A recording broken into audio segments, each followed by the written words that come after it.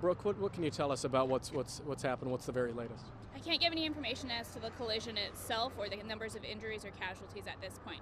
All that information will have to come from Amtrak or NTSB.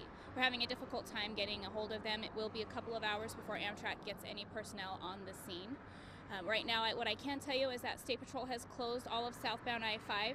They're working with with DOT and other law enforcement agencies getting people diverted and off of southbound I-5.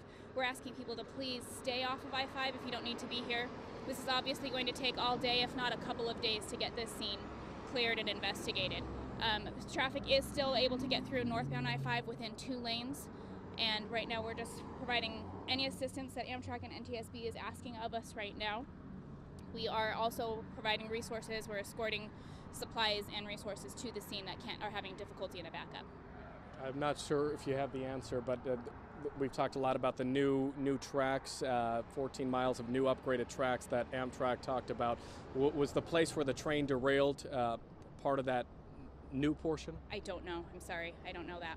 What can you tell us about injuries and fatalities? I can't give any updates on that at this point. I'm still trying to get in touch with Amtrak to get a coordinated message, but until I can get in touch with them, I can't release any information. Would you say it's been difficult to get in touch with Amtrak?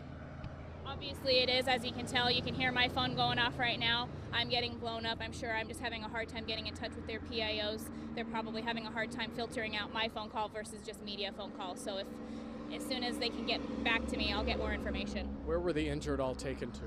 I don't know that at this time. Is the rescue effort still underway as we speak? Yes, it is. So what is happening as you understand it right now down there? I can't speak on that. That would have to come from fire. I'm obviously not down at the scene. I don't know what they're doing. I'm sorry. We do have a family reunification center that people who had family members on the train, we please ask them do not come to the scene, but go to DuPont City Hall, and the family members will be bused there. And they've already taken some buses there. So are you saying it is possible southbound I-5 here could be shut down for several days? I don't believe southbound I-5 will be shut down for several days, but we will be investigating for several days. The I-5 will be shut down, I would say, probably the good remainder of the day. And we are working with Joint Base Lewis-McChord. Hopefully we can get some other detours going and get people around the base and use some of their access roads. That's Brooke Bova with the Washington State Patrol. Again, give you a look right here. This is what she's talking about. Obviously, some uncertainty about the number of injured and fatalities on the scene here.